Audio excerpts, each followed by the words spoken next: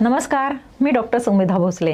मुद्द्याची गोष्ट या माझ्या यूट्यूब चॅनलमध्ये तुम्हा सर्वांचं पुन्हा एकदा खूप खूप स्वागत. मागच्या एपिसोडमध्ये आपण doctor Ashish Babhulkar, super specialist in shoulder joint यांच्याशी गप्पा मारत होतो. त्याच आपण कंटिन्यू करणार आहोत. आपण फिजिओथेरपीचं महत्त्व जाणलं, शोल्डर जॉईंटला आपोआप होणाऱ्या ज्या दुखापती आहेत त्याच्याबद्दल माहिती घेतली. आता आपण त्यांच्याकडून माहिती करून घेऊया आणखीन काय काय दुखापती होतात. डॉक्टर, आम्हाला सांगा, शोल्डर जॉईंटला आणखीन कुठल्या कुठल्या दुखापती होतात? सो फ्रोझन शोल्डर खूप कॉमन आहे आणि तो डायबेटिक्समध्ये जास्त होतो आणि तो खूप दीर्घ चालतो. त्यामुळे तुमच्या हालचाली होत नसतील आणि मागे पाठीशी हात नेता येत नसेल तर पटकन यावं, कारण जे लवकर येतात ते पटकन महिना दीड महिन्यात बरे होतात. नाहीतर काही मंडळींचं दीड वर्ष चालू राहतं आणि तो शुद्ध व्यायामाचाच विषय आहे. त्याला काही ऑपरेशनची गरज सहसा नसते. हात मागे जात नसेल तर फ्रोझन शोल्डरची ती सुरुवात आहे असं समजून ताबडतोब डॉक्टरांना भेटायला हवं. साधारण बायकांच्या लगेच लक्षात येतं केसांना हे करताना किंवा पाठीमागे हात नेताना, पण पुरुषांच्या लक्षात येण्यासाठी काही पाकिटात हात जात नाही, सकाळी टॉयलेटला प्रॉब्लेम येतो आणि रात्रीचं दुखणं खूप असतं, त्यांना कोस बदलता येत नाही आणि केस विंचरायला किंवा गाडीत समोर बसून मागची वस्तू उचलता येत नाही. ह्या सगळ्या वॉर्निंग साईन्स आणि शरीर चेतावणी देत असते. आपण दुर्लक्ष करतो, होऊन जाईल उशीर झाल्यावर मग खूप त्रास आहे, कारण दोघांना वेळ लागतो, फिजिओला येत नाही, मग झोपमोड होते. झोपमोड झाली तर दिवस खराब जातो आणि पेन असंही असतं, ते नॉर्मल पेन किलरनी बरं होणारं पेन नाहीये. बरं, फ्रोझन शोल्डर खरोखरच वाईट आजार आहे. नंतर अगदीच रेंज ऑफ मुवमेंट खूप कमी होते. अजून काय आजार होतो? सो रोटेटर कफ नावाचा स्नायू आहे, तो खूप महत्वाचा स्नायू आहे. रोटेटर कफ म्हणजे हा शोल्डरचा रोटेशन करणारा जो स्नायूंचा ग्रुप त्याला म्हणतात ना. त्याच्यात कुठले कुठले स्नायू येतात? सो त्याच्यात 4 स्नायू एकत्र येऊन त्याला रोटेटर कफ म्हणतात. म्हणजे समोरचा सबस्कॅप्युलरस असतो, वरचा सुप्रास्पायनस असतो, मागचा इन्फ्रास्पायनस आणि एकदम खालचा टेरिस मायनर. तुम्ही डॉक्टर्स याला सिट्स म्हणतात ना, सिट सिंड्रोम. मग इम्पिंजमेंट सिंड्रोम म्हणजेच हा सिंड्रोम. त्याची पहिलं पायरी.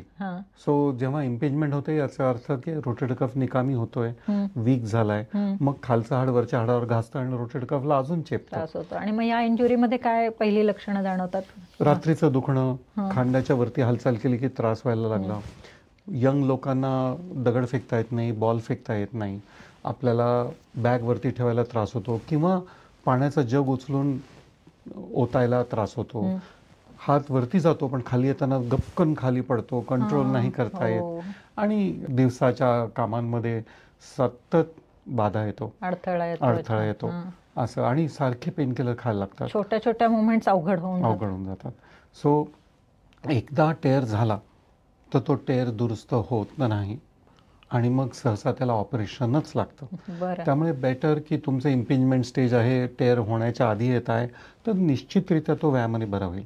पण एकदा का रोटेटर कफ टेअर झाला आणि उतारवयात तो आपोआप होतो, कारण स्नायू जीर्ण होतो, आपली पोश्चर खराब होतो, आपले शरीराचा बांधा वाकलेला असतो, व्यायाम आपण करत नाही आणि मग याच्यात तो स्नायू जीर्ण होऊन आपोआपच तुटून जाऊ शकतो. त्याला पण आपोआप जीर्ण होतो, आपोआप जीर्ण होतो. तर स्टॅटिस्टिक्स दिलं तर तुम्ही नळस्टॉपवर 100 लोकांना बघितलं जे 60 वर्षाचे आहेत, त्यातल्या 25 ते 30% लोकांना रोटेटर कफ टेअर कमी जास्त स्वरूपात असतो. किंवा बऱ्याच वेळा मी बघते की तुम्ही पण बघा तुमच्या जोडीदाराकडे की एक असा खांदा किंवा एक स्कॅप्युला खालती दिसतो. जर वॉकला गेलो आपण ट्रॅकवर तर पुढच्या माणसाचं असं लक्षात येतं की थोडासा, मला तर तो छंदच जडलेला आहे की प्रॉपर पोस्चर आहे की नाही बघायचं. तर बऱ्याच वेळा असं आढळतं. त्यामुळे तुम्हीही तुमच्या जोडीदाराकडे किंवा मित्रमैत्रिणींकडे लक्ष ठेवून, ते पण रोटेटर कफचंच लक्षण आहे का? हो, आणि जुना रोटेटर कफ टेअर झाला तर हा सांधा बारीक व्हायला लागतो, कारण स्नायू गळून जातात. त्यामुळे तुम्हाला एक ब्लाऊज टाईट आणि एक साईडचा ब्लाऊज वीक लूज दिसत असेल,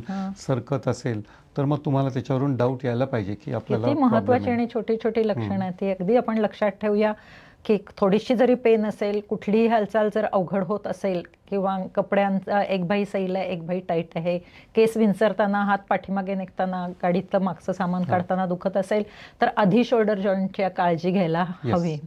हे महत्वाचं आहे. अजून काय? डिस्लोकेशन कशामुळे होतं आणि आपोआपच? सो त्याच्या आधी आपण रोटेटर कफ समजा निदानच झालं नाही आणि तो टेअर मोठा होत गेला, तर माझा अनुभव आहे की वर्ष दीड वर्ष झालं तर मग तो इतका मोठा टेअर होतो की तो दुरुस्त होत नाही आणि मग त्याच्यात आर्थरायटिस होतो. आणि मग रोटेटर कफ आर्थ्रोपॅथी जेव्हा होते तेव्हा मग झीज पण झालेली असते, म्हणजे सांधा गंजलेला असतो आणि स्नायू पण नसतो. मग अशा वेळेस दुरुस्त करण्यात पॉईंट नाही आणि ते होणार पण नाही, मग त्यांना रिप्लेसमेंट लागते. बरं. तर शोल्डर रिप्लेसमेंट हे बऱ्याच गुंतागुंतीचं आहे. नी रिप्लेसमेंट सारखं सरळ सूत्र साधं नाही आहे त्याच्यात. पण मग तुम्ही तो एक नवीन, you are the pioneer in that shoulder joint replacement, दुसऱ्या प्रोसिजरचा, त्या प्रोसिजर बद्दल सांगा ना. सो 2 पैलू आहेत त्यातले. जर स्नायू बरा असेल आपला रोटेटर कफ, तर टोटल शोल्डर रिप्लेसमेंट करता येतो. आणि टोटल शोल्डर रिप्लेसमेंट म्हणजे तुमचा उपजत सांधा जसा आहे, सॉकेटच्या जागी सॉकेट, बॉलच्या जागी बॉल, आणि त्याच्यात भरपूर पूर्ण मुवमेंट होऊ शकते. आणि लोक गॉल्फ अँड बॅडमिंटन खेळणारे पेशंट्स आहेत माझे, स्विमिंग करणारे तर असंख्य पेशंट आहेत. पण जर रोटेटर कफ टेअर झाला आणि सांधा पण झिजला तर मग रिप्लेसमेंट नाही करता येत. मग त्याला रिव्हर्स शोल्डर रिप्लेसमेंट म्हणतात. मग भारतातले पहिला रिव्हर्स शोल्डर रिप्लेसमेंट आम्ही दीनानाथ मंगेशकरला मे 2010ला केला. आणि ती स्त्री होती, ती 74 वर्षाची बाई होती आणि तिला अशक्य पेन होतं, ती झोपूच नव्हती शकत 6 महिने. तर त्याच्यात मग आपण उलटी संरचना करतो, बॉलच्या जागी सॉकेट लावतो आणि सॉकेटच्या जागी बॉल लावतो. बरं. हे अशी संरचना उलटी केल्याने जे हयात स्नायू आहेत ते त्याचं काम जास्त चांगलं करू शकतात. आणि मग तुम्हाला फंक्शन पण येतो, पेन पण जातं, ताकद पण येते. 2010च्या आधी आमच्याकडे दुसरा पर्यायच नव्हता अशा पेशंटसाठी. आम्ही त्यांना पेनकिलर खात राहायचो, स्टेरॉइड इंजेक्शन देत राहायचो. खूप गैरसोय होती आणि आपल्याकडे ती सोयच नव्हती. पण भारत सरकारने आणि बाकी कंपन्यांनी येऊन ते सगळं मान्यता दिली आणि त्याच्यामुळे ते प्राप्त झालं. खूप कौतुक तुमचं. याच्यामध्ये डॉक्टर स्वतः फिजिओथेरपीचं महत्त्व जाणतात. त्यांनी ही नवीन पद्धती पुण्यामध्ये म्हणण्यापेक्षा या इंडियामध्ये प्रथम सुरू केली आहे. आणि त्यांची स्वतःची लाईफस्टाईलसुद्धा अतिशय आदर्श आहे, हेल्दी लाईफस्टाईल म्हणू असं. ते स्वतः मॅरेथॉन रनर आहेत, स्कुबा डायव्हिंग करतात आणि ते स्पोर्ट्स इंजुरीजची कुठली इन्स्टिट्यूट FNB ना, त्याचे डायरेक्टर आहेत. म्हणजे स्वतःचा 14 तास एवढा ऑपरेशन्स करायची आणि पुन्हा एवढ्या स्पोर्ट्समध्ये इंटरेस्ट घ्यायचा. म्हणजे तुम्ही त्यांचं गंमत म्हणून कधीतरी फेसबुक पेज बघा, कधीतरी ते कुठल्या तरी दुसऱ्या देशात एक स्कुबा डायव्हिंग करताना दिसतात, कधीतरी तो कुठलं ते सर्कल, निंजा सर्कल, त्याच्यामध्ये अशा स्विस बॉलवरती उभे राहतात. त्याच्यासाठी कोर स्ट्रेंथ काय लागते याची तुम्हाला कल्पना येणार नाही, कारण त्या बॉलवरती नुसतं बसायचं म्हणजे सुद्धा अवघड असतं. हा सगळा वेळ तुम्ही मॅनेज कसा करता आणि मुख्य म्हणजे एवढी एनर्जी येते कुठून? एनर्जी आणायची असते आणि आपल्याला पर्याय नसतो. आणि शरीर स्वास्थ्य फिट राहणं हे फार महत्त्वाचं आहे. तुम्हाला यशस्वी राहायचं आहे तर त्याचा पहिला घटक हा आहे की तुम्ही फिट राहू शकता तर जास्त काम करू शकता. उलटं नाही की मी जास्त काम करतोय तर मला वेळ नाही फिटनेससाठी. तर जेव्हा मी फिट राहतो, व्यायाम करतो, तेव्हा इतकं जास्त काम करू शकतो. आणि हे काम तर सतत उभं राहून ऑपरेशन तर करायचंच असतं. आणि हे करून सुद्धा ज्यावेळी ते असं स्पोर्ट्समध्ये नसतात किंवा उलटं म्हणा, ज्यावेळी ते इतर सेमिनार्समध्ये नसतात तेव्हा ते स्पोर्ट्समध्ये असू शकतील. पण स्पोर्ट्स जेव्हा ते नसतात त्याच्यामध्ये, तेव्हा ते स्पोर्ट्समध्ये सतत एंगेज असतात. आणि मला वाटतं हे ॲटिट्यूड आहे, त्याच्यातूनच ही एनर्जी मिळत असेल. ॲक्च्युली एक खूप मोठे तज्ज्ञ आहेत, त्यांनी मला सांगितलं होतं की Ashish, the busiest doctors have the most time. कारण तुम्ही इतके बिझी होता की तुम्ही तुमचं टाईम अगदी जास्त चांगलं मॅनेज करता. आणि ते अगदी संयोजन आम्हाला अगदी परफेक्ट येतं आहे, त्याच्यात वादच नाही आणि त्यात कुठेही कॉम्प्रोमाइज होत नाही. किती छान. आपल्याला हा एक मोठा मेसेज आहे की आपण कितीही बिझी असलो तरी टाईम मॅनेजमेंट करायची आहे, व्यायामाला वेळ काढायचा आहे. आणि मला डाएटबद्दल सुद्धा माहिती द्या. त्याच्या आधी मला व्यायामाचा तो तुमचा कॅलिस्थेनिक्सचा आवडता प्रकार आहे, त्याचे प्रवर्तकच आहेत डॉक्टर, त्याविषयी माहिती द्या. कॅलिस्थेनिक्स व्यायाम हा बॉडी वेट यूज करून तुम्ही व्यायाम करू शकता. आणि त्याच्यात एक खूप छान मिश्रण आहे की फ्लेक्सिबिलिटी, स्ट्रेंथनिंग आणि कोर. आणि तुला कोर तुझा आवडता विषय आणि कोरकडे खूप दुर्लक्ष झालेलं आहे, उपेक्षित राहिलेला विषय. मला खरं तर असं वाटतं ना की शाळेच्या सिलेबसमध्ये कोर एक्सरसाइज इन्क्लूड केले पाहिजेत. मुलांची बसण्याची पद्धत, कारण तेव्हापासून संस्कार झाले तर मुलांचे कोर आयुष्यभर चांगले राहतील. तर मग त्या कॅलिस्थेनिक्समध्ये कोर पण घेतले जातात. हो, तर ते स्ट्रेंथनिंग पण होतं आणि फ्लेक्सिबिलिटी होतं आणि त्याचं अगदी योग्य मिश्रण झालं तर मग मी ते डेव्हिल सर्किट, निंजा वॉरियर करू शकतो. आणि मला या वयात हे सगळं करता येतं. वयाचं तर बोलूच नका, मला तुम्ही यंगच दिसता कायम. आणि you are behaving also young, कारण हा एक्सरसाइजचा एवढा स्टॅमिना किंवा मॅरेथॉन, सतत ते मॅरेथॉन रनिंग करतात. That means you are young only. हो, पण बिनबोबाट एकच गोष्ट करू नये असं माझाही सल्ला आहे. म्हणजे मी जरी रनिंग करत असलो तरी माझ्याकडे वेळ जेव्हा कमी असतो तेव्हा त्या आठवड्यात मग मी कॅलिस्थेनिक स्ट्रेंथनिंग जास्त करतो आणि रनिंग एकदाच करतो. मला आवडेल दिवसा रनिंग करायला, पण वेळेचा अभाव आणि कमिटमेंट असते आणि कधी कधी जास्त काम होतं. मग असं जर झालं तर व्यायाम नक्की होतो, रनिंग कमी होतं. परवा मी रविवारी कात्रज टू सिंहगड मॅरेथॉन होती, मला खूप इच्छा होती करायची आणि दिवसा भर पावसात जोरदार वारा आणि चिखल. पण या ह्याच्यात मला सगळ्यांनी, ट्रेनर पण म्हणाला तू संध्याकाळी येशील, त्या दिवशी काम ठेवू नको. आणि मी 7ला सुरू केलं आणि माझं 4 तास 25 मिनिटात झालं. माझे अनेक बरोबरीचे यंग माझ्या मागे पडले, मी लवकर पोचलो. मला त्याचं खूप कौतुक वाटतं की I am challenging myself, I am exceeding myself. आणि ते फार महत्त्वाचं आहे की आपण तिथंच संतगतीने जाऊ नये. I am running to stay in the same place. तुम्ही जर पळायला नाही लागलात तर मग तुम्ही हळूहळू मागे येऊन मागची पिढी पुढे येऊन जाणार आहे. आणि मुळामध्ये कसं आहे की हा फिटनेस असा एका दिवसात मिळत नाही, त्याच्यासाठी तपश्चर्या असते, सतत व्हरायटी ऑफ एक्सरसाइज, बॉडीला व्हेरिएशन द्यायचं असतं. नाहीतर त्याच व्यायामाचं जर सवय होते, आपण जास्ती स्मार्ट असतो आपला ब्रेन की how to make it technique. आणि मग ते टेक्निक जमलं की तुम्ही 50-50 पुशअप सुद्धा करू शकता, पण त्याच्यात बॉडीचं वर्कआउट होत नाही. त्यामुळे मी नेहमी सांगते की इथं तुम्हाला प्रॉपर कॉम्बिनेशन असायला हवं. ऑल्टरनेट डे जिम करा, ऑल्टरनेट डे एरोबिक्स करा. पिलाटे हा एक्सरसाइज खूप छान आहे कोअरच्या स्ट्रेंथनिंगसाठी. आणि फ्लेक्झिबिलिटी तर सतत त्याच्यामध्ये इन्क्लूड करायलाच हवी, म्हणजे तुमच्या सर्वांग सुंदर व्यायाम होऊ शकतो.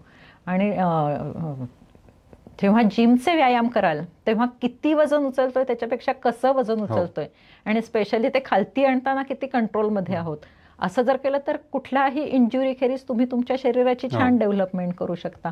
याबद्दल तुम्ही जरा मार्गदर्शन करा लोकांना, कारण बरेच लोक हल्ली असा ट्रेंड आहे मी बघते, म्हणजे आधी डॉक्टरांनी जसं सांगितलं की त्यांना शिकवण्यासाठी एक ट्रेंड इन्स्ट्रक्टर येतो, त्यामुळे आपण कोणाकडून ट्रेनिंग घेतो हेही महत्वाचं आहे. त्यामुळे इंजुरीज जिममध्ये टाळण्यासाठी नक्की काय करायला हवं? सुस्मिता, तू जो विषय आता घेतलास की संमिश्र व्यायाम व्हायला पाहिजे, की फ्लेक्सिबिलिटीवर काम खूप कमी होतं आणि जसं वय वाढतं तसं फ्लेक्सिबिलिटीवर जास्त काम व्हायला पाहिजे. स्ट्रेंथनिंग आठवड्यातून 3दा करा, त्याच्याहून जास्त करायची गरज नाहीये. आणि पिलाटेस किंवा कोर स्वरूपी एक त्याच्यात व्हायलाच पाहिजे एक सेशन. असं सगळं केलं तर तुम्हाला इंजुरी नाही होणार. दुर्दैव असं आहे की मला बेंच प्रेस खूप छान येतो आणि मला त्याच्यातून खूप नशा मिळते, मग मी तेच करत बसतो आणि मग ते बहुतेक करून सगळे बाह्यरूपी स्नायूंचे व्यायाम असतात. टी-शर्ट मध्ये ते छान दिसावेत बायसेप किंवा म्हणून व्यायाम करू नका, तर मसल्सची स्ट्रेंथ, आणि फक्त हे डेकोरेटिव्ह मसल्स नाहीत तर आतल्या फंक्शनल मसल्सवर काम व्हायला पाहिजे, जे आम्ही फिजिओथेरपीत करतो.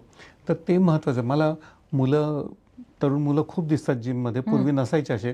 मला खूप कौतुक वाटतं. पण गंमत अशी असते की त्यांना फक्त ते सलमान खानचेच व्यायाम पाहिजे असतात आणि ते फक्त पेक डेक एवढंच चालू असतं. आणि एक 3-4 सेट झाले की आरशासमोर येऊन तेवढाच वेळ जाऊन आपलं हे बघा ते बघा असं, त्याच्यावरची ती शीर कशी स्टाईल चालू असतं, मॉडेलिंग चालू असतं. मी जेव्हा जिम मध्ये जातो मला वेळ कमी असतो, त्यामुळे मी फटाफट सगळे व्यायाम करतो, मध्ये हॉल्टच घेत नाही. हा फरक मागच्या पिढीत आणि आमच्या पिढीतला आहे. आणि हा जो फटाफट व्यायाम करतो तेव्हा ऑटोमॅटिकली तुम्ही जिमचे एक्सरसाइज करताना एरोबिक एक्सरसाइज होतात, तुमचा हार्ट रेट ही वाढतो. म्हणजे this is the smart workout. वेळ नाही म्हणण्यापेक्षा how to work it smartly हे जास्ती महत्वाचं आहे. आणि वर्कआउट चेंज होत राहिलं पाहिजे, कारण जसं वय वाढतं तसं तुमचं स्टिफनेस वाढतो, तुम्हाला एन्ड्युरन्सची गरज असते. त्यामुळे योगा, फ्लेक्सिबिलिटी, पिलाटेस आणि कार्डिओ करा तुम्ही जास्त. तुम्ही स्ट्रेंथच्या मागे पडू नका. त्यामुळे सगळ्यात दुसरा एक महत्वाचा विषय असा आहे की बहुतेक स्त्रिया योगाला जातात आणि बहुतेक पुरुष जिमला जातात. आता याच्यातला पॅराडॉक्स बघशील की बहुतेक स्त्रियांचे जॉईंट सैल बांधण्याचे असतात, त्यामुळे त्यांना योगा चांगला करता येतो. त्याच्यात त्यांचं क्रेडिट विशेष नाहीये. पुरुषांना योगाची गरज आहे, कारण ते स्टिफ असतात, त्यांना वाकून आपली बोटं पण पकडता येत नाही. त्यांनी योगा करायला पाहिजे. बायकांची स्ट्रेंथ कमी पडते म्हणून त्यांनी जिम किंवा स्ट्रेंथनिंग करायला पाहिजे. आणि याचं इक्विटेबल मिक्स जर केलं तर मग भारी फायदा होतो. हो ना. फिटनेसचे 6 आस्पेक्ट आहेत, स्ट्रेंथ आणि एन्ड्युरन्स दोन्ही जिमनी मिळणार आहे. एरोबिक्सनी तुमचा कार्डिओव्हॅस्क्युलर एन्ड्युरन्स वाढणार आहे, स्टॅमिना वाढणार आहे. फ्लेक्झिबिलिटीसाठी स्ट्रेचेस आणि योगा करायचे, कोअरसाठी पिलाटे करायचे आहेत. हँड आय कोऑर्डिनेशन, सगळ्याचं छान कॉम्बिनेशन आपल्या ट्रेनरकडून, आणि जो सुशिक्षित ट्रेनर आहे. नाहीतर तो ट्रेनर फक्त मसलच्या मागे जातो आणि प्रोटीन पावडर सांगतात. प्रोटीन पावडरचा तर राक्षस शिरलाय लोकांच्या घराघरामध्ये. महागड्या त्या प्रोटीन पावडर्स घेतात आणि ती बेसिकली प्री डायजेस्टेड असतात, म्हणजे अमिनो ऍसिड्स घेताय तुम्ही, म्हणजे जणू की पोळीच्या ऐवजी तुम्ही चमचाभर ग्लुकोज खाल्ली आहेत तसं. म्हणजे योग्य प्रोटीन सोर्सच्या ऐवजी प्रोटीन पावडर्स घेतात. त्यांच्यासाठी एक काहीतरी मेसेज देऊया आपण. माझ्यानंतर अभ्यास केला आणि माझ्या लक्षात आलं की ते मिथ्य आहे. कारण पहिली गोष्ट, मी 40-40 ग्रॅम प्रोटीन एका झटक्यात ॲब्सॉर्बच नाही करू शकत आणि शरीराची कपॅसिटीच नसते आणि माझ्या वयात तर मुळीच नसते. दुसरी गोष्ट, तुम्हाला ते कृत्रिम प्रोटीन जर घेतले तर तुमचं त्याचं शोषण 50%च होतं. त्यामुळे आपण डबल पैसे भरतोय आणि अर्ध करून देतोय. आणि त्याचं एक्सक्रिशन किडनीमधून, म्हणजे किडनीवर लोड, प्रेशर येतं. आणि पुन्हा नॅचरल सोर्स मधून जेव्हा आपण प्रोटीन घेतो तेव्हा त्याचे अमिनो ऍसिड्स कन्व्हर्ट होण्यासाठी शरीराला 4 कॅलरीज बर्न करायला लागतात. म्हणजे BMR वाढतो आपला. आणि ते रेडीमेड घेतले की ते जास्ती घेतले की त्यांनी सुद्धा वजन वाढतं. म्हणजे त्या 6 पॅक्स व्हायच्या ऐवजी त्यांच्या पोटावर फॅट जमायला लागतात त्या मुलांनी. त्याच्या उलट असं बघ की मी काय बदल केला तर अंड आणि दूध ह्याच्यात भरपूर प्रोटीन्स आहेत आणि त्याचं ॲब्सॉर्प्शन 90%. त्याला खर्चच नाही, ते नैसर्गिक आहे, त्याच्यात कृत्रिम काही नाही, केमिकल्स काही नाही.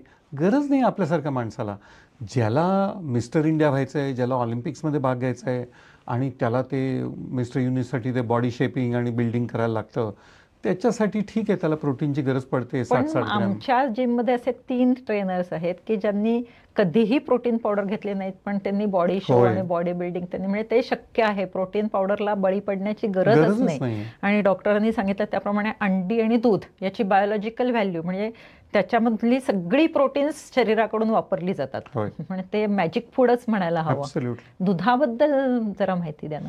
सो दूध हे इतकं महत्त्वाचं आहे आणि आजकाल तुम्ही कॉमन नरेटिव्ह जर बघितला सगळीकडे की दूध खराब, दूध वाईट, दुधाने वजन वाढतं, दुधाने कॅन्सर होतो, दुधात भेसळ असते. अरे तसं नाही आहे. आणि त्याच्यामुळे माझ्याकडे इतके पेशंट्स येत आहेत आणि त्यांना मी तोंडावर सांगू शकतो की तुम्ही दूध आयुष्यात प्यायलंच नाही कधी, कारण त्यांचं होमोसिस्टिन आकाशात जातं. आणि होमोसिस्टिन वाढणं म्हणजे हा एकतर हार्ट डिसीजच्या दृष्टीने खूप, हार्ट डिसीज, नर्व्हच्या दृष्टीने, ऑस्टिओपोरोसिसच्या दृष्टीने सगळ्यात वाईट विषय आहे. आणि तो खूप कमी अभ्यासलेला आहे आणि बऱ्याच वैद्यकीय लोकांना तो माहितीच नाही आहे आणि ते टेस्टच करत नाही आहे. पण दूध हे ओरिजिन आहे ज्याच्यात 14 घटक मिळतात. तुम्ही दूध नाही पीत, नका पिऊ, पण तुम्ही एका फटक्यात 14 घटक बाजूला करून टाकले. आणि 14 खूप महत्त्वाचे घटक आहेत की प्रोटीन्स, एन्झाईम्स, विटॅमिन्स, मिनरल्स. आणि तू मला सांग सुमिता, शाकाहारी माणसांनी एक शाकाहारी पदार्थ दाखवा की ज्याच्यात 14 घटक आहेत. चॅलेंज आहे माझा. हे आयतं तुम्हाला मिळतंय, रेडीमेड आहे. दुधाला हे पूर्णान्न म्हटलेलं आहे खरं सांगायचं, कारण त्याच्यामध्ये हे 14 घटक आहेत. प्रोटीनचा उत्तम सोर्स आहे. नाहीतर मग तुम्हाला कॅल्शियमच्या गोळ्या घ्यायला लागतात. आणि दूध नाही घेतलं तर सगळ्यात महत्त्वाची माहिती आज आपल्याला कळली की होमोसिस्टिन दणादण वाढतं आणि त्याचा शरीराला सगळ्या प्रकारच्या संस्थांवर त्याचा विपरीत परिणाम होतो. तर ते होमोसिस्टिन सातत्याने वाढतं. नंबर 1. आपलं होमोसिस्टिन साधारण 7 वर असावं, पण आमच्याकडे पेशंट ज्यांचं 50 आहे, 90 आहे, 90 असेल तर तो स्पॉन्टेनियस त्याला डीव्हीटी होऊन, क्लॉट्स होऊन, पल्मोनरी एम्बोलिझम झालेलं बघितलं. म्हणजे डीप वेन थ्रोम्बोसिस, म्हणजे काफ मधल्या मसलमध्ये गाठ होते. होय, आणि जीव घेऊ शकतं ते, पहिली गोष्ट. तिथे झालेली गाठ हृदयात जाऊन तिथे हृदयविकार, हार्ट अटॅक होतो झालेला यंग लोकांना. पण ते सगळं जाऊ द्या, तुम्हाला होमोसिस्टिन समजत. मी साधे तुम्हाला हे देतो निकष की आपल्याला साधारणतः, माझं वजन 70 आहे, मला प्रोटीनची गरज आहे. माझी डेली रिक्वायरमेंट प्रोटीनची साधारणतः 65 ग्रॅम ते 67 ग्रॅम आहे. मला ते मिळणार आहे कुठून? आपले व्हेजिटेरियन प्रोटीन्स खूप कमी असतात, इनकम्प्लीट असतात. आणि आपल्याला सगळं, आपण back of the envelope calculation केलं तर एक 20-22 ग्रॅम प्रोटीन आपल्या पोळी, भात आणि या भाज्यांमधून मिळणार आहे. आपल्याला सगळ्यात बेस्ट सोर्स ऑफ प्रोटीन हे दूध आणि अंड आहे. एका अंड्यात 7 ग्रॅम प्रोटीन आहे. मी 3 अंडी खातो रोज आणि दूध 200 ml घेतो, त्याच्यातून मला 12 ते 14 ग्रॅम मिळतं. त्यामुळे एका फटक्यात 20 ग्रॅम, कारण 20 ग्रॅम शोषण होतं आणि ते नैसर्गिक आहे, त्याचं ॲब्सॉर्प्शन 90% आहे. बरं, तुला आणि मला कॅल्शियमची गरज 1 ग्रॅम आहे दिवसात. कॅल्शियम शिवाय शरीर पुढे जाऊ शकत नाही. हार्ट बंद पडून जाईल. आपलं कॅल्शियम बंद झालं तर काही हार्ट बंद पडत नाही, कारण हार्ट हुशार आहे, आपल्या हाडातून काढून घेतो. आपल्या हाडात किलो कॅल्शियम आहे, त्यामुळे अनेक वर्ष आपल्याला हाडाकडून मिळू शकतं. पण मग त्याचा विपरीत परिणाम असा आहे की हाडं ठिसूळ होतात. पण त्याच्याविषयी मी येणारच आहे विचारायला, कारण सध्या ऑस्टिओपोरोसिस फार कॉमन झालेला आहे. सो म्हणून कॅल्शियमचं सगळ्यात महत्त्वाचं स्रोत हे दूध दूधच आहे आणि ते मिळणार आहे तुम्हाला तिथून. तर तुम्ही कॅल्शियम पण घेत नाही. विदाऊट मिल्क तुम्ही जर बाकी कॅल्क्युलेट केलं तर आपल्या बाकीच्या अन्नातून आपल्याला हार्डली काही कॅल्शियम मिळतं. आणि 1 ग्रॅम पोस्ट मेनोपॉझल स्त्रियांना तर 1.5 ग्रॅमची गरज आहे. 1.5 ग्रॅम भरणार कुठून? त्यामुळे नुसती कॅल्शियमची गोळी पुरत नाही. त्याला दूध हा आहार खूप महत्वाचा आहार आहे आणि आम्ही मोठे प्रवक्ते आहोत दुधाचे आणि ते नैसर्गिक आहे. त्याच्यात काही प्रमोशन करायची गरज नाही कोणाची. फक्त एक लक्षात ठेवायचं आपल्याला की दुधामध्ये कुठलाच चॉकलेटी पदार्थ घालायचा नाहीये.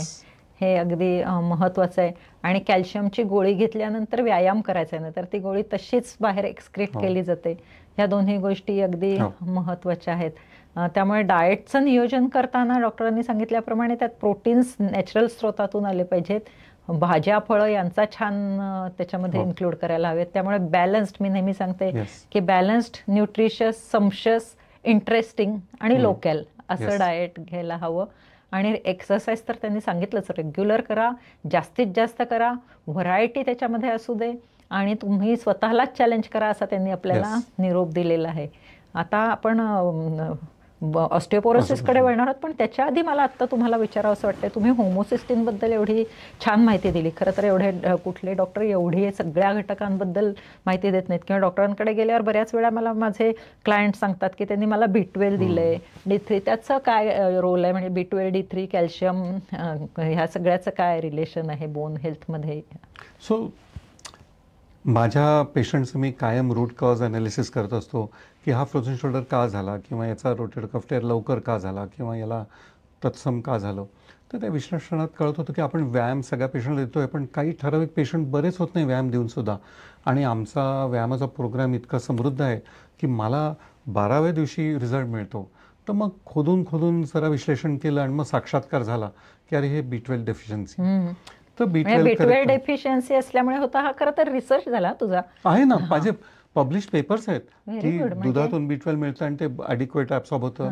B12 नसलं तर फ्रोझन शोल्डर होतं. B12 दुधातून मिळतं हे खात्रीदायक, असे पब्लिश पेपर्स आहेत माझे.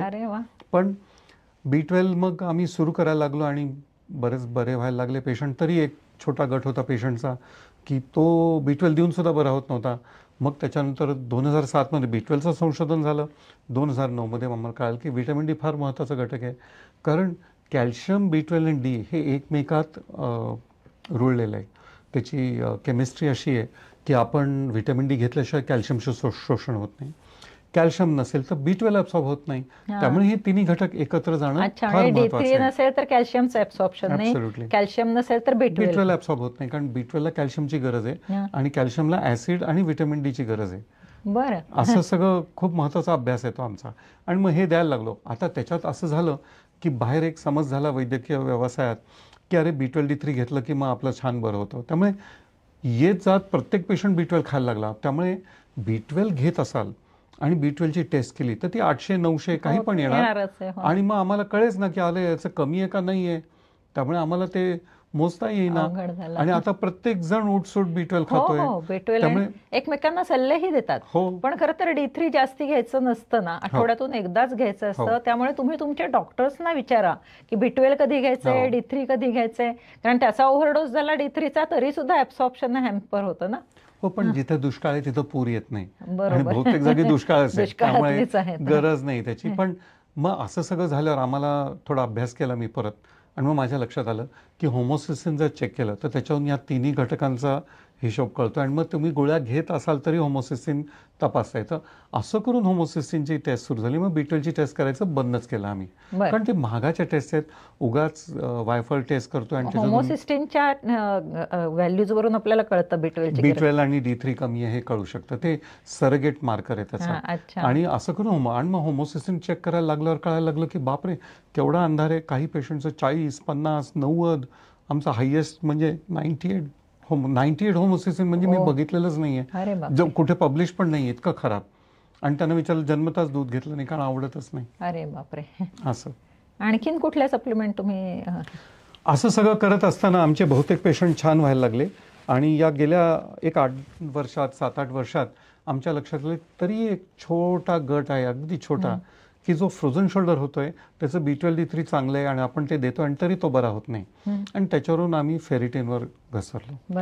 आणि खरं तर हे B12D3 फेरिटिन माझे विषय नाही आहेत, पण माझ्या पेशंटला बरं होण्यासाठी मला त्याचा अभ्यास करणं भाग होतं. नेहमी कौतुक वाटतं की विशेष ऑर्डर आहे आणि हॉलिस्टिक अप्रोच आहे. त्या अप्रोचमध्ये ते तुम्हाला व्यायामाबद्दल महत्त्व सांगतात, तुम्हाला डाएटबद्दल महत्त्व सांगतात, तुम्हाला दुधाचं महत्त्व सांगतात आणि त्याच्याबरोबर ह्या मायक्रोन्यूट्रिएंट्सचं महत्त्व सांगतात.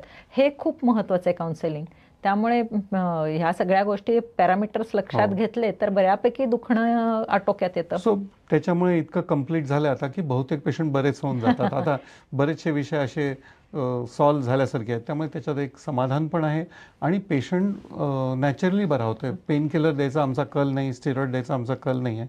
त्यामुळे नैसर्गिक सप्लिमेंट आणि व्यायाम याची जोड जर असेल तर मग तो छानच. असा जो गैरसमज असतो की डॉक्टर्स म्हणजे आला पेशंट की त्याची शस्त्रक्रिया करायला उत्सुक असतात, तसं काही नाहीये. या डॉक्टरांच्या चेहऱ्यावरूनच आपल्याला कळतं की पेशंट बरा झालाय शस्त्रक्रियेशिवाय आणि त्यांना आपण सप्लिमेंट्स योग्य दिलेले आहेत, त्याचा त्याच्यावर चांगला हे होतोय. त्यामुळे असा कृपया गैरसमज करून घेऊ नका कुठल्याच डॉक्टरांबद्दल, कारण त्यांना जे यश मिळतं ना ते सगळ्या गोष्टींपेक्षा खूप महत्त्वाचं असतं. पैसे वगैरे हे बाय प्रॉडक्ट असतात.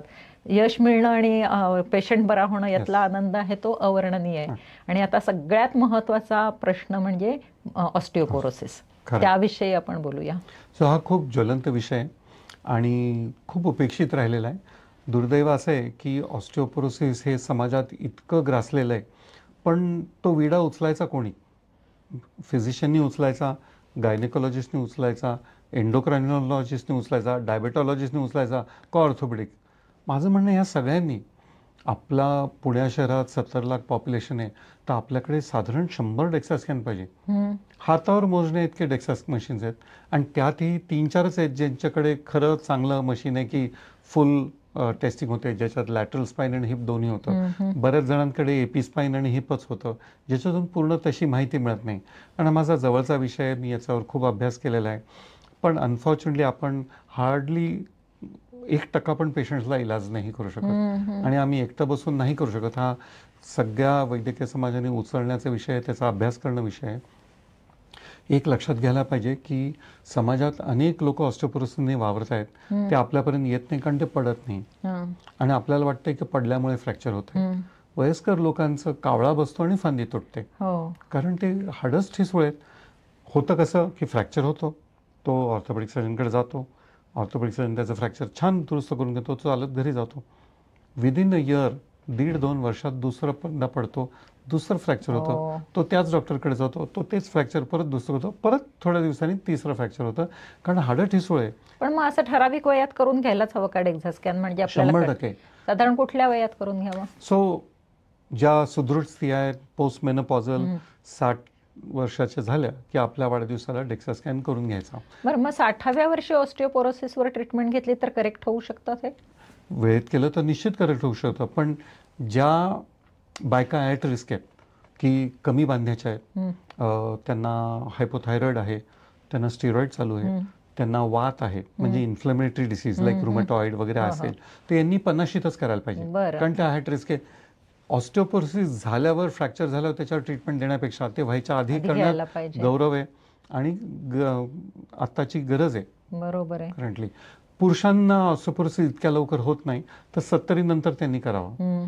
एक याच्यात काव्याट असा आहे, जे सुदृढ स्त्रिया आहेत, ज्यांचे वजन जास्त आहेत, त्यांना एक फायदा नक्की आहे, त्यांना ऑस्टिओपोरोसिस होत नाही. ओबेसिटीचा एक तरी फायदा आहे. येस. त्यामुळे त्यांचं मी करतच नाही, कारण मला माहिती आहे की त्यांचं खात्रीपूर्वक चांगलंच येणार, कारण वजन असलं की हाडं भक्कम राहतात, बोन्सना ते कॅरी करायला लागतं वजन, त्यामुळे ऑटोमॅटिकली अनलेस त्यांना स्टिरॉइड्स आहेत किंवा रुमॅटॉइड आर्थरायटिस वगैरे असं आहे तर त्यांना लागतं. पण ते सगळ्यांनी, आणि एकदा करून उपयोग नाही, ते दरवर्षी चेक करायला पाहिजे, कारण ती घसरण आहे, ते प्रोग्रेसिव्ह डिसीज येतो. आणि ऑस्टिओपोरोसिस व्हायच्या आधी शरीर काही आपल्याला सूचना देतं? दुर्दैवाने ब्लड प्रेशर, ऑस्टिओपोरोसिसचे सिम्पटम्सच नाही आहेत, काहीच नाहीये. पण मग ऑस्टिओपेनिया वगैरे होतो का, ती लक्षात येत नाहीच लक्षात येत, कारण काही स्त्रियांचं ज्यांचं अगदी तीव्र ऑस्टिओपोरोसिस असतं त्यांना बाक येतो, त्यांची उंची कमी होते आणि लक्षात येतं की आपली उंची कमी झाली आहे, कारण आपले मणके पिचकतात स्वतःच्या वजनाने, कारण ते इतके पोरस झालेले असतात की त्याची घनता कमी होते. त्यामुळे ते पिचकायला लागतात. पिचकायला लागले की ते 8-10 पिचकले की पूर्ण बाक येतो. बाक आल्यावर मग त्याला दुरुस्त करणं फार कठीण आहे. बरं. पण मग ऑस्टिओपोरोसिस होतो कशामुळे? एजमुळे होतो, डेफिशियन्सीमुळे होतो. आणि तो ठरलेला की सगळ्यांना जसं वय वाढतं ज्यांचं मसल वाढत जातो, कारण 60 नंतर अस्थेनिया होतोच. कारण मसल्स वाळून जातात. जे व्यायाम करतात त्यांचं नाही होत, पण बहुतेक लोक नाही करत आणि मग त्यांची ऍक्टिव्हिटी कमी होते, चालणं फिरणं बंद होतं. दुसरं काय आहे की ऑस्टिओपोरोसिस नको व्हायला, मसल मास चांगलं राहायला पाहिजे, याला इम्पॅक्ट एक्सरसाइजची गरज आहे. म्हणजे रनिंग, एरोबिक्स, डान्स, जम्पिंग अशा ऍक्टिव्हिटीज पाहिजे. बरेच वयस्कर लोक स्विमिंग करतात, सायकलिंग करतात, याच्यातून ऑस्टिओपोरोसिसला मदत होत नाही. नो इम्पॅक्ट एक्सरसाइज आहे. करेक्ट. तर त्यामुळे इम्पॅक्ट एक्सरसाइज पाहिजे. मसल स्ट्रॉंग होण्यासाठी जिम्स एक्सरसाइज, इम्पॅक्ट एक्सरसाइज मुळे बोन स्ट्रॉंग व्हायला हवेत आणि डाएट चांगलं पाहिजे. आणि तरीही मेनोपॉज झाल्यानंतर वरचेवर तपासणी करायला पाहिजे. म्हणजे योग्य वेळी तपासणी झाली तर त्याच्यावरती गोळ्या औषध आहेत का ऑस्टिओपोरोसिसवर? ऑस्टिओपोरोसिस सौम्य असेल तर साधारणतः 1.5 वर्ष गोळ्या घ्याव्या लागतात. काही लोकांना इंजेक्शन घ्यायला लागतात. कॅल्शियमच्याच गोळ्या घ्यायच्या का? नाही. कॅल्शियम, B12, D3 हे त्याच्या बरोबरीने चालतं, पण ते ऑस्टिओपोरोसिसचं औषध नव्हे. ऑस्टिओपोरोसिसची औषधं वेगळी असतात, ती स्पेसिफिकली हाडांना भक्कम करण्यासाठी असतात. काही गोळ्या असतात ज्या उपाशीपोटी महिन्यातून एकदा घ्यायच्या असतात. काही इंजेक्शन्स असतात जे 6 महिन्यातून एकदा, किंवा काही इंजेक्शन रोज घ्यायला लागतात वर्षभर. ते सोपे असतात, ते इन्सुलिन सारखे. 18,000चं एक काहीतरी तेच का ते? पण ते पेन सारखे इंजेक्शन असतात आणि माझे अनेक 70-80 वर्षातल्या बायका स्वतःहून पेननी करून घेतात. अगदी सोपं, घर बसून करतात. ती जाणवत पण नाही. मुंगी सुद्धा चावते, ती जास्त जोराने चावते, हे कळतच नाही. पण जर तीव्र ऑस्टिओपोरोसिस असेल तर 2.5-3 वर्ष लागू शकतात. आणि म्हणजे मग 2.5-3 वर्ष लागतात म्हणजे तुम्हाला तेवढा धोका आहे. 2 वर्ष पडायचं नाही. नंतर सुद्धा पडू नका. पण ऑस्टिओपोरोसिस टाळायला 60 नंतर ना छोट्या छोट्या गोष्टी फार सोप्या आहेत. आम्ही क्लिनिकमध्ये सगळ्या सिनियर सिटीजनला एक चार्ट देतो की थ्रोरग्स ठेवू नका घरात, उंबरठ्या ठेवू नका, स्टूलवर उभं राहू नका, रात्री 1 मिनिटाचा दिवा चालू ठेवा. हे छोट्या छोट्या गोष्टी आहेत. बाथरूममध्ये हँडल पाहिजे आणि कुठेही ओलावा नको. गळता नळ असेल तर पहिले खर्च करून तो दुरुस्त करा, कारण एक निमित्त होतं आणि असंख्य वयस्कर लोक बाथरूम मध्ये पडतात. आणि नेहमी आपण ऐकतो की आजी पाय घसरून मोरीत पडल्या आणि हिप बोन फ्रॅक्चर झालं. त्यामुळे ह्या अशा गोष्टी टाळण्यासाठी प्रत्येक पाऊल जपून टाका, असं आपण त्यांना निरोप देऊया. आता तुमच्या प्रॅक्टिसला साधारण 25-30 वर्ष. मग या तुम्हाला 25 वर्षात काय डिफरन्स वाटतोय? ट्रीटमेंट पार्टमध्येही सांगा काय आधुनिक आहे आणि पेशंट्समध्ये काय फरक वाटतो? म्हणजे what is your experience in this? पहिले पेशंटचं घेऊया. सुरुवातीला जेव्हा यायचे तेव्हा बऱ्याच पेशंटला जर ऑपरेशन लागायचं, ते म्हणतात की मी बॅडमिंटन खेळताना मला टेअर झाला. म्हटलं टेअर आहे तर तुम्हाला रिपेअर करायला पाहिजे, पण मग मी सोडून देतो बॅडमिंटन. असं अगदी सहज एक उल्लेख असायचा आणि बऱ्यापैकी ऑर्थोडॉक्स असायचे की मी अंगावर काढतो, मला काही कुठे लंका जाळायची नाही. पण आता माझ्याकडे अनेक सिनियर सिटीजन्स आहेत की जे की मी ऑपरेशन करायला तयार आहे, पण मला बॅडमिंटन, मला टेनिस, मला गॉल्फ खेळायचं आहे. माझ्याकडे 2 वयस्कर लोक आहेत. माझा सगळ्यात सिनियर पेशंट रोटेटर कफ टेअरचा 87 वर्षाचे गृहस्थ आहेत. ते कार्डिओलॉजिस्टचे सासरे आहेत. दोघंही क्लिनिकला आले. मी त्यांना म्हटलं तुम्ही 87 वर्षाच्या आहात, कुठे ऑपरेशन करता, जाऊ द्या, सोडून द्या. मला कार्डिओलॉजिस्ट म्हणाले आशिष मी त्यांना फिट करतोय, तू त्यांचं ऑपरेशन कर, कारण ते जर पोहायला गेले नाही तर त्यांचा जीव जाईल. आणि without swimming life is impossible. म्हणजे त्यांचा तो व्यायाम आहे. आणि 7 वर्ष झाली या गोष्टीला. गृहस्थ 94 वर्षाचे आहेत. आणि मी मागच्या वर्षी चौकशी केली, ॲक्च्युली 4 महिन्यापूर्वी चौकशी केली की माझे पेशंट कसे आहेत. ते म्हणे अजूनही स्विमिंग करतात रोज आणि त्यांना गाडी चालवून तिथपर्यंत जातात, तेवढी परवानगी आहे गाडी चालवायची. ही इज इंडिपेंडंट आणि ही इज हॅपी. सो हा बदल झाला, हा बदल आहे. लोकांना व्यायाम आवडायला लागलेला आहे आणि तो करायचा आहे. ऑपरेशन झालं म्हणून त्याच्यापासून लांब राहायचं नाही, वंचित राहायचं नाही. लोकांना पेन रिलीफ नको आहे, लोकांना फंक्शनल रेस्टोरेशन पाहिजे. बरोबर आहे, ही महत्वाची गोष्ट. त्यामुळे आमची जबाबदारी वाढली आहे आणि जबाबदारी खूप मोठी आहे की नुसतं ऑपरेशन करून त्यांना नुसतं नॉर्मल नाही करायचंय, त्यांना खेळायच्यासाठी फिट योग्य करायचंय. ट्रीटमेंट मधले तर बदल आपण ऐकलेच आहेत की आपण AI ऍप पर्यंत तुम्ही प्रगती केली आहे. आणखीन काय ट्रीटमेंट मध्ये नवीन टेक्नॉलॉजी होते? मी जे माझ्या ट्रेनिंगमध्ये लिव्हरपूलला शिकलो त्यातलं आता काहीच करत नाही, सगळे बदल झालेत. आणि ते बदल आमूलाग्र आहे, ते होणारच आहे. दर 2 वर्षांनी आमच्याकडे टेक्नॉलॉजी चेंज होते.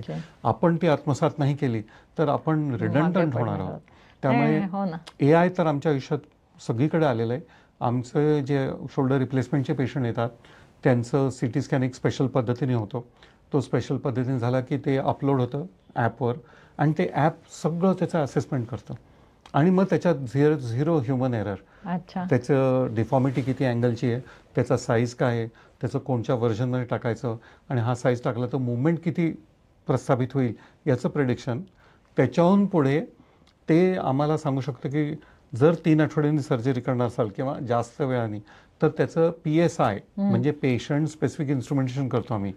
तर त्याचं माप करून त्याचं इन्स्ट्रुमेंटेशन तयार होतं आणि ते इन्स्ट्रुमेंटेशन 3D प्रिंट फ्रान्समध्ये होतं. 3ऱ्या आठवड्याला येतं. ते जर आम्ही वापरलं तर त्याच्यात डोकं वापरायचं नाही, बुद्धी वापरायची नाही. There is no eyeballing. ते ॲक्युरेटली परफेक्ट. केवढा टेक्नॉलॉजी सुधारलेली आहे, पण ती आहे आपल्याकडे आज आहे आपल्याकडे. खरं सांगायचं तर doctor is a role model. त्यांचं शिक्षण तर उच्च आहेच, प्लस ते एक्सरसाइज रेग्युलर करतात, त्यांचं डाएट छान आहे, त्यांनी स्वतःला फिट ठेवलेलं आहे, ते लोकांमध्ये हेल्थचा प्रसार करतात आणि मुख्य म्हणजे त्यांनी आपल्याला सांगितलं टाईम मॅनेजमेंट करून व्यायामासाठी वेळ काढायचा आहे. आणि आत्ता सांगतात ते की तुम्ही काळाच्या बरोबर राहिलं पाहिजे, otherwise you will get away from the society. त्यामुळे ते आणि स्वतः ते AI शी रिलेटेड आहेत. त्यांच्या इतक्या बिझी शेड्यूलमधून त्यांनी हा एवढा वेळ काढला आणि आपल्याला इतकी उपयुक्त माहिती दिली आहे. तुमचे खरंच खूप खूप आभार. धन्यवाद सगळ्यांच्या तर्फे. जायच्या आधी एकच सांगू इच्छितो, इनोव्हेट करा आणि तुम्हाला प्रगती करायची आहे. आम्ही जसं PSRP काढलं that was the first step of make in India तेव्हा, आणि त्याच्यात प्रगती. आपल्याकडे खूप टॅलेंट आहे, सगळी सोय आहे आणि टेक्नॉलॉजी पण आहे. पण आयुष्यात 3 नियम माझे फार महत्त्वाचे आहेत. एक म्हणजे विस्तार व्हायला पाहिजे, इव्हॉल्व्ह व्हायला पाहिजे, प्रगती व्हायला पाहिजे, प्रोग्रेस व्हायला पाहिजे, आणि तिसरं म्हणजे चेंज. बदल हा अटळ आहे आणि तुम्हाला त्याच सेम फॉर्म्युलात राहिलं तर आयुष्य हळूहळू 0 होऊन जाईल. प्रत्येक शब्द महत्त्वाचा आहे, तो अगदी मनावर आणि हृदयावर कोरला पाहिजे. अतिशय छान एपिसोड झाला हा. तुम्ही ही माहिती जी आहे अतिशय महत्त्वाची आहे ती सर्व दूर पोहोचवा. अगदी जबाबदारी आहे असं समजून पोहोचवा, किंवा हे सोशल वर्क आहे असं समजून पोहोचवा. त्यासाठी हा चॅनल शेअर करा, सबस्क्राईब करा, म्हणजे पुढचा एपिसोड, पुढचा नवीन विषय घेऊन आम्ही तुमच्यापर्यंत येतो आहोत. धन्यवाद. धन्यवाद.